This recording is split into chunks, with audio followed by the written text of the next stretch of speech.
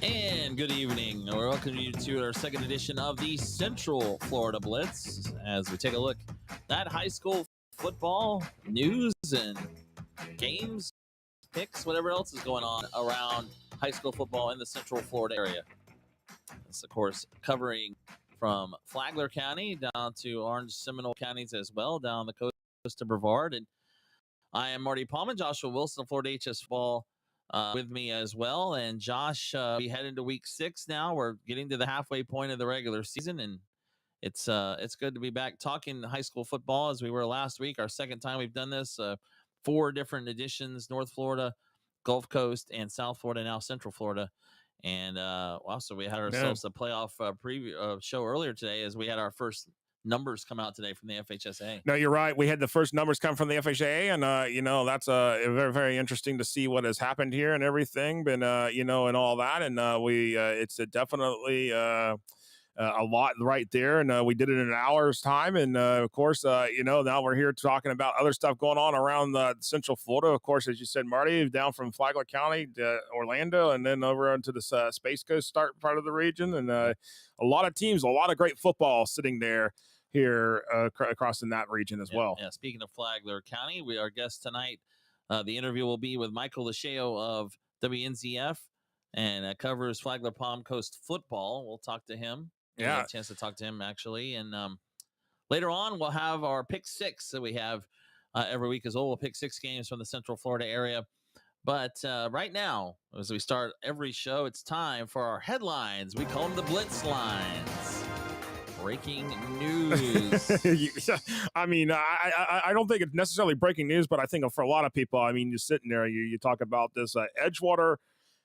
Apopka played last weekend. I mean, I thought, this was a surprise to me, but yeah, it was a surprise to me too how it happened. I mean, I know it was one of our games that was on the on the pick 6, and and just to speak of that right there, I mean, you took Apopka, I took Edgewater, and well, wow. it was Edgewater's game from start to finish for the entire 48 minutes. Just totally denied Apopka, goose egged them, and there was all she wrote. I was kind of hoping you weren't keeping up with those last week. They didn't go very well. I know. And that one was another one. As Apopka at home gets shut out by Edgewater. Right. But that was our first headline. Is Apopka struggling? I don't know if I'm going to take a loss to Edgewater as saying they're struggling. I mean, isn't it? I think that's their first loss of the season. So, I don't know if that's completely true. But, I mean, yeah, it's pretty stunning when they get shut out.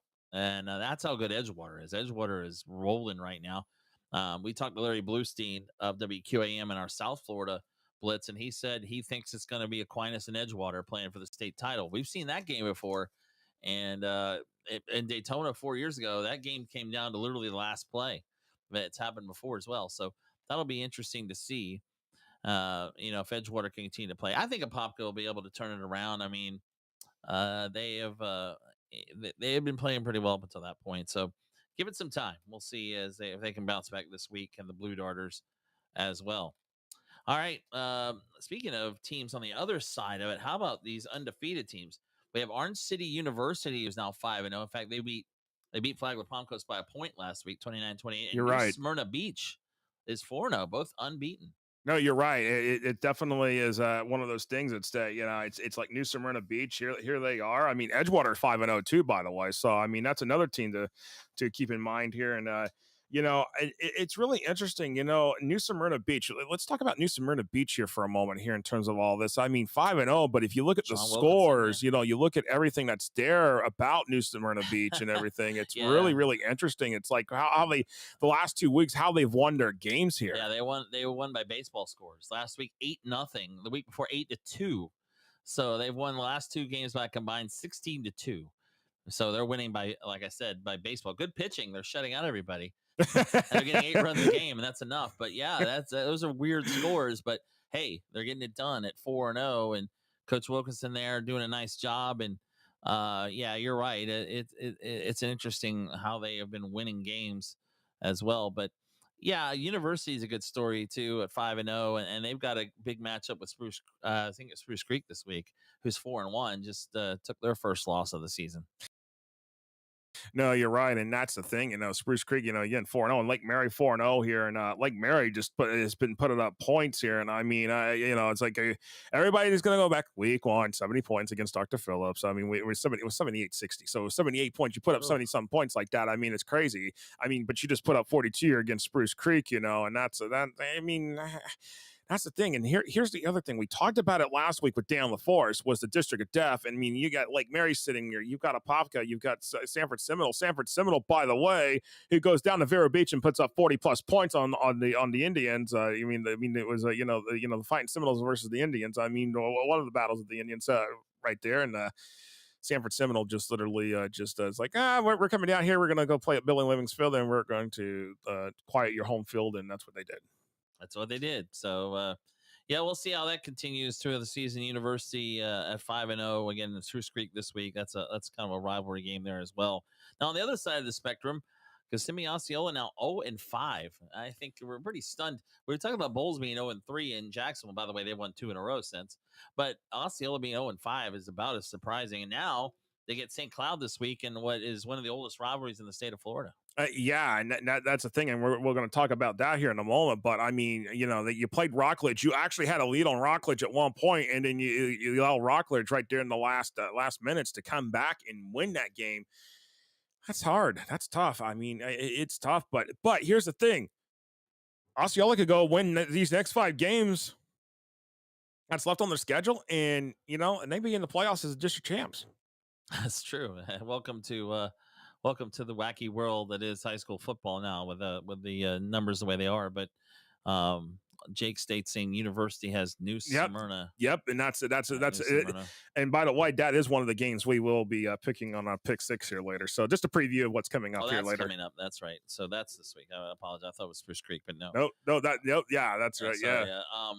So anyway, St. Cloud, we're talking about Osceola, though. As you said, they could still win the district, but maybe they'll start this week with St. Cloud, as they are playing their oldest rival, 100th game between St. Cloud and Osceola. And I was talking to Ken Jackson at the Osceola News Gazette. I talked to him yesterday. I was supposed to call him back today, but everything got crazy a little bit. But the game, that Osceola St. Cloud game, 100th game coming up here on Friday. I think the biggest concern that Ken Jackson told me he had was about the weather. As I said, the weather has always been a factor here, regardless of how first 6-7 weeks into the season. And of course, the weather forecast still looks a little murky. We're not getting into the nice cooler weather couple of weeks. Hopefully, we will have the nice high 50s, low 60s at kickoff time. When's that? No, we never have that.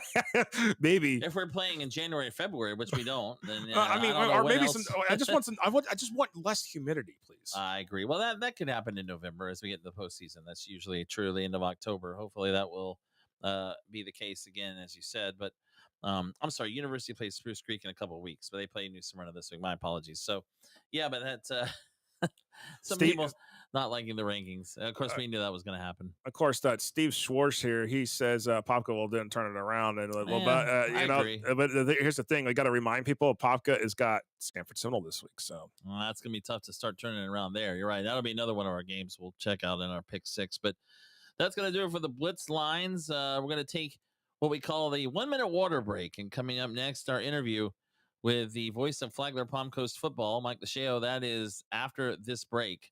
You're watching the Central Florida Blitz.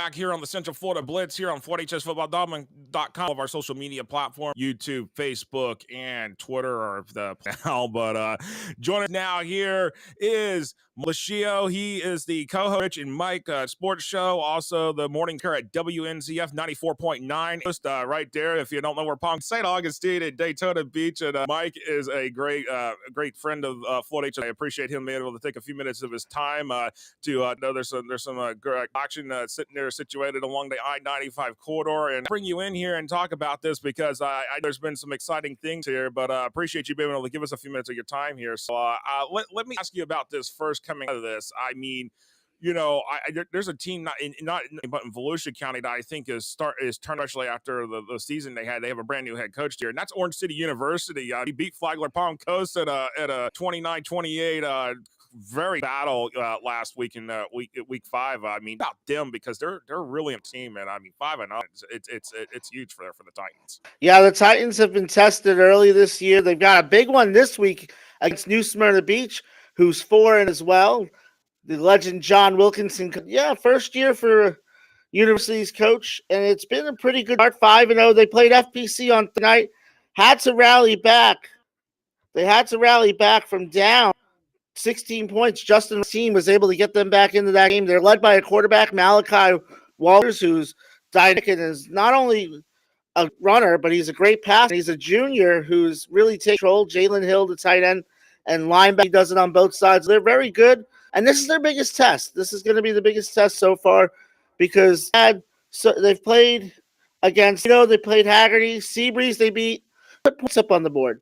Can they go against a team like New Smyrna Beach, who's going to try and slow the game down, who's going to try and log, going to try and win a game 10-7, 12-7, something like that? Can they adjust to that and just keep themselves in the game and not try all at once? Sometimes you get in those games where it's a slog and, Smyrna's going to come out and they're going to run 4 or 5 minute drives because they're a ground and pound team. When you have a high-flying offensive attack, can you temper it? Can you be patient on a defense? Can you make sure you get off the field and not prolong drives, make mistakes? These are the kind of things we're going to see when you have a new team, an up-and-coming team like University against a team like New Smyrna, who has one of the greatest to ever do it in John Wilkins. We talked about that with what University's doing. They put up, I think they've had like 2 games where they've put up like 60 here, and I mean that's just ridiculous numbers here in terms of the amount of points. But when we talking at New Smyrna Beach, I mean they just slugged it out with an 8-0 this past week. I think the week before it was a 8-2 slugfest in mud in driving rain, against Astronauts. So and that's the thing about New Smyrna Beach. I thought here is that New Smyrna Beach is just They find a way to play you tight. They're going to play you tough, but they find to be gritty and win ball. It's going to be important there for University, as you said. One mistake is all New Beach needs you to make to win a volume, and that's just the way they play. They're going to fund you, and just one mistake is all it's going to take. And if they're going to capitalize that mistake, and they might only get one score, but one score will be all. No, absolutely. Most of the time. Oh, most of the time, all you need is one mistake, indeed. But Michael, when we're looking at this area, I know this is kind of outside of our area for the Central Florida, but you go all the way up to St. Augustine, and Augustine, they're sitting there 4-0. I just want to bring that in real quick. They do play some of the teams along the I-95 corridor, and your alma mater too, and they're doing really well here. And beat Bartram Trail 34-31 week. I mean, that's always the hot rival right there. I mean, even Augustine has dominated that series over the years. That series, it's kind of because at one point St. Augustine had 17 in a row, and of those 16 games, they should have only won about 11. But how St. Augustine always found a way to come back. Bartram, they beat Bartram on a last-second Logan Wan field goal. Dylan Cook was the backup quarterback. Lockpool at the UCF commit has been out with an injury. Is expected to be back this Friday against Matane. But Dylan Cook, one of the kids I covered in middle school, Dilly, his revenge tour, beat Paige Mendez last week, beat from Trail this week. And Augustine's been banged up. They had a big win against Brunswick. Brunswick had it up at the Florida Georgia Classic. They beat Brunswick at home. It was the first time Brunswick had lost at home in 5 years. So they've been tested early on, and they've answered each test. They played early on. Well, I think for me, the winner of this game, Kansas to St. Augustine, and even though everybody's going to say I'm a St. Augustine alum, and this is why I'm saying, so let's also throw out that I am the voice of the Kansas Pirates. So it's probably going to get me in hot water there too. But the winner of this game is going to win the district, the way I see it. I think, chances were somehow to upset St. Augustine. That would mean they'd have to lose 2 out of 3 to a 1-4 team and an 0-5 Menendez team, or excuse me, a 1-4 team and a 1-4 Gainesville team. I don't see that happening. Obviously, if St. Augustine wins this, they're going to run through their district as well. And I don't think St. Augustine has another on the schedule, actually. And Matanzas is an up-and-coming. Daquan Evans has come his best game as a high school quarterback. He 10 for 13 for 80 yards in just 2 of play. So Matanzas is a team, and they'll head for about a half. But in my mind, at the beginning of the year on my show, for me, in 3S, it's going to come down to St. Augustine and Mainland in the end. Of course, Lake Wales is always still there defending champions, but in my mind, I think it's going to be versus Mainland in that 3S champion. And that's you say Mainland's another one of those teams. But before we get to Mainland here, let's talk about Marcus, who got voted Florida Player of the Week, the Scouts Chart Florida Player of the Week for week 4. I mean, Flagler Palm Coast. Daniel came over from Father Lopez this season, the coach there with the Bulldogs. So I mean, what's special about Marcus? I mean, this is the fact that he can just literally in about one game here. The week 4 game played. He scored all 4 touchdowns in the game. So I mean, that's incredible. In 4 games, he's for almost 600 yards, and he actually was limited to that game. And he's just a tough kid. He got a great attitude. His father is a graduate school. His father was FPC's all-time leading rusher, so he's got that in his mind. I call him the baby buck because he's a lot like Jerome Bettis. He's 5'9", 225 pounds. So he's a big, stocky kid, and he can run over, but he's got some wheels. He can go ahead and pull over as well, and he's just a great kid, does it all classroom. Everybody I talk in that building adores Marcus Mitchell. He was hurt last year through the summer, and he's just worked his butt off to get back. And you see that effort paid off. And at FPC, they're same situation as Ponte Vedra, that the winner of their game against Ponte Vedra this week wins that district as well, because that district is 4S4 with Ponte Vedra and Tokoi, Nice, and FPC. And I think Vedra is probably the class of the district. But if FPC pull out a win, that bodes very well for them, their playoff hopes. Daniel Fish was handed a bad situation. Head coach Robert Paxia left FPC around the middle of March, actually 45 minutes after he did an interview with me talking about what he was going to do next with the program. He went ahead and resigned to take a job in Georgia, which I know is a topic that you're very much on top of. Probably no one more than you. So Daniel Fish was hired just a couple weeks before spring practice. He didn't have the where to get them up to speed on things, and then quarterback Murray transferred over to Mainland. Lee Hill, one of the top linebackers, they transferred over to Mainland as well. So he had a tough start. He didn't have a quarterback. The quarterback, Gonzalez, who's the quarterback now, before the spring game, and played a tackle football game. And so he integrate these pieces. They lost week 1 to a very good Wani team. On the road, that's a tough spot to be. They still were playing 3 quarterbacks. But they really, the thing I'll say about Daniel Fish is I've seen every snap of their season, and they've gotten better from 1 to week 4 to week 5, and they'll have a handful of Ponte Vedra, but whoever that game's going to win. And I think Daniel Fish, I think there's some people who don't think he's the right guy for the job. I am not one of those people. I am a big Daniel Fish fan. No, absolutely. And let's go and talk Mainland. I mean, that big team in your coverage area, and that's the team that everybody keeps following. That's the team that is doing everything.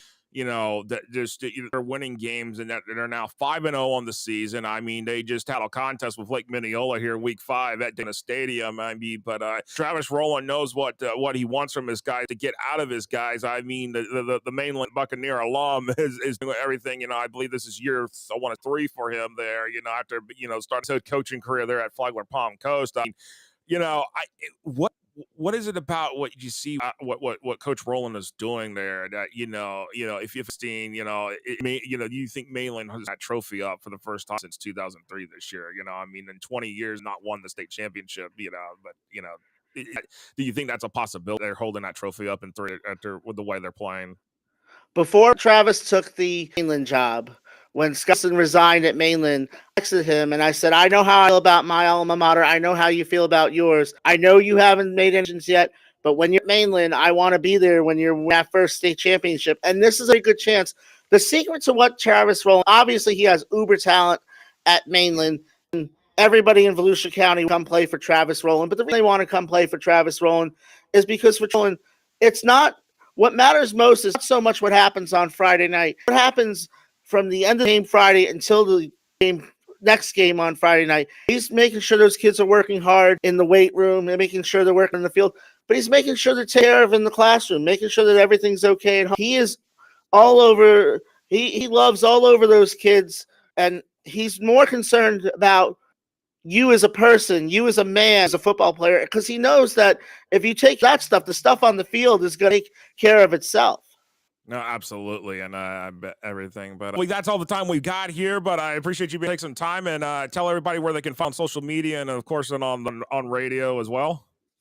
I'm on X at Football County 1, so that's pretty number one, Football County 1. Morning sports reports on Flagler's Morning News through Fridays, 6 to 9 a.m. on WNZF. And on Saturdays, I host the Rich Mike Sports Show with my co-host and co-broadcaster, Rich Carroll. Monday, that's Saturday morning, 7:30 a.m. on WNZF, and also on the Flagler radio app, the number one radio in Flagler County. Absolutely. Well, appreciate you stopping by, and we'll see you out there fields and the sidelines and under those Friday nights. Appreciate it, Michael. Thanks. I always love to talk. All right, Michael Lischio here, joining us here from WNZF. Well, that ended a little weird there, but hey, that was a good interview, and that was done earlier today. Well, we'll go ahead and say that was not a live interview. Michael was pre-recorded there, with Josh, yeah, but and I wasn't here, so it was just Josh. But it was a good interview, and he is a very passionate guy. He's worked for Flagler Palm Coast football for many years and sports in general. WNZF there, and good to hear from him. A lot to say about Travis Rowland and what he's done there as well at Flagler Palm Coast. So. No, absolutely right there, Marty, and a lot right there in terms of everything. And Michael Lischio, he's been following for a long time since started in 2010 here. Yes, 14 years. We are the trusted authority in Florida high school football and girls flag football here. So the trusted authority. So we appreciate that and everything. And of course, it is that time. The pick six. I love this music. Fired up. Yes, indeed. I'm fired up. Fired up, Marty. Fired up. Fired up. Pick six. All right. Time to take a look at 6 games in the Central Florida area we will pick this week, starting with another big one. We talked about Treasure Coast. They were beaten by St. Thomas Aquinas last week. This week, they travel to Cocoa. Another tough matchup for Treasure Coast. No, yeah, you're absolutely right there, Marty. It is a tough matchup here. This one's another tough one, especially you're coming off of a stinging loss, 42-6 against St. Thomas Aquinas.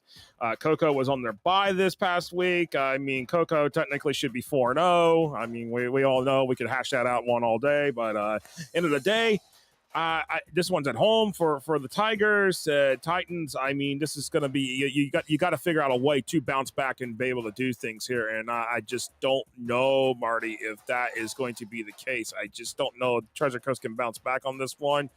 Treasure Coast is a pretty good team. They're holding the number 1 seed in their district, but I mean their region and they're in Class 4S Region 3, right this second. But I like the Tigers here, Marty, in this one. Yeah, I think I'm with you on this one. I like Cocoa. I think Cocoa is going to play for a state title again and probably should be unbeaten right now. Treasure Coast had to travel to Fort Lauderdale last week and beat pretty handily. Now they got to go up to Cocoa. Tough matchup there. I'd take Cocoa as well. No, absolutely. And of course, actually, no, I'm sorry. Cocoa was not on the bye week. Cocoa did beat Ocala this past week, but so Cocoa's coming off a win off of Ocala. My apologies there on that one. So, yeah, I mean, it's definitely one of those right there and looking at that. But, Marty, here's another one. Here's another big one. Mandarin at Lake Mary. In our North Florida Blitz, we're going to talk to Noah Slickskup, who dealt with did the broadcast of the Mandarin Creekside game in last week. And Mandarin is coming off a 23-22 loss to Creekside. So right. Mandarin's looking for something to prove here, while Lake Mary's coming off a 42-7 win over at Spruce Creek. So, I mean, this is a big one here. Yeah, Spruce Creek, that's their first loss of the season. And Lake Mary handled them, and it's a tough place to go here for Mandarin. Although Mandarin, again, they've already knocked off Bowles this season.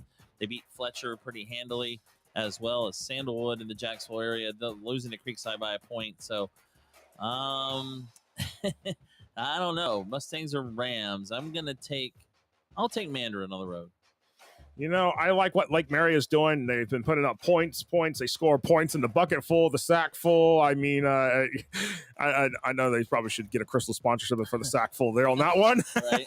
But I am going with the Rams. Like Mary, home field advantage. I like it here. So there we go, right there. There we go. All right. There we talked about this game a little earlier. You heard University at New Smyrna Beach, 2 unbeaten teams. Something's got to give here between these two. Something's got to give. New Smyrna Beach likes to play, tough football games. Edge it out close, and all it takes is one mistake, as Michael Lischio said. One mistake, and New Smyrna Beach will capitalize on it. And I am going with the Barracudas and John Wilkinson's team here in this one. University coming off a 1-point win over Flagler, Palm Coast, New Smyrna Beach. Again, I mentioned that, like you said, Josh, they won their last 2 games by a combined 16-2, 8-2, and 8-0. So they can continue the baseball scores. They might be able to win, but I'm with you. I think Coach Wilkerson gets it done. New Smyrna Beach wins at home and ends University's unbeaten season. Yeah, unbeaten. Yep. But unfortunately, somebody's got to take the L here for this week. That's right. Now, this one, oh boy. I mean, after what happened last week with Apopka, your role. I mean, we talked today on the Forest about this last week. Did Apopka hold out some players last week? That was the key question mark. But did anybody expect Apopka to get shut out at home at Roger Williams Field? No, not at all. This one, Marty, you're walking into a game that Seminole is riding high off of a big win at Vero Beach. You're coming in off a stinging loss, a shutout at home to Edgewater. Are the Blue Daughters going to be fired up here, or is it going to be, or are they going to are they going to take what their frustrations from last week and it's going to boil over to this week and they're going to dropping a key critical district game here? That's my biggest concern. And this is at Seminole. This is at Popka. I'd probably be like, okay, maybe a Popka by an edge, but this is at Sanford Seminole. They're riding high after a big road win. I got to go with the Fighting Seminoles here. Yeah, I agree. And after taking a Popka last weekend and seeing them last Friday and seeing them get shut out, I don't feel as good about doing that this week. But you're right. Playing at Sanford against Seminole, it's a tough place to go. I like Seminole as well. No, absolutely. All right. The 100th edition of St. Cloud at Osceola is on the list. Okay, we all know Osceola has dominated this series. I get it. Okay, but we just got to put it on the list because, well, for lack of some of the better games around the, thing. This is it's opening week for district week for a lot of teams. So here we are. So the 100th edition at St. Cloud at Osceola. Osceola's 0-5. St. Cloud's won a few games, but St. Cloud hasn't played the schedule that Osceola has. They're going to get off the schneid, Osceola. The Cowboys with a K will get their first win of the season. They get off the schneid. They beat St. Cloud in the rivalry game at home. They'll get their first win and break that 0-5 streak. I'm going with you there, Marty, on that one. Osceola, I think this one is going to be a big one here. I think they're going to get off the schneid, as you said. So there's that for you right there. I think that's the case here. In our last game here in the Pick 6, Marty, First Academy, who is 4-1, Orlando Christian Prep 5-0, coming off a big 22-21 win at Union County here. I mean, OCP is just looking good, and they're the number 1 seed right now, holding in their region. I did not expect OCP to win that game in Union County, honestly, and that was a big win for them by 1 point. First Academy having a nice year, but right now out of the postseason, I believe, as it is. So yes, they are. Yeah. But look at the schedule they played. It's some not very good teams, and of course their latest win was a 56-0 win over Bronson, who's really struggling this year. But I would take Orlando Christian Prep, though. I like them. I like OCP. I think at home they're rolling. Give them a win at home against this First Academy of Orlando. I'm with you. I'm gonna go OCP as well because I just like the fact that this is it's a home game for them. The music gone? The music gone. Yeah, the music ran out on me. but it's definitely one of those there, Marty. And I think that's taking OCP. I'm taking OCP on that one here. So to be honest with you and everything. But any final thoughts here, Marty?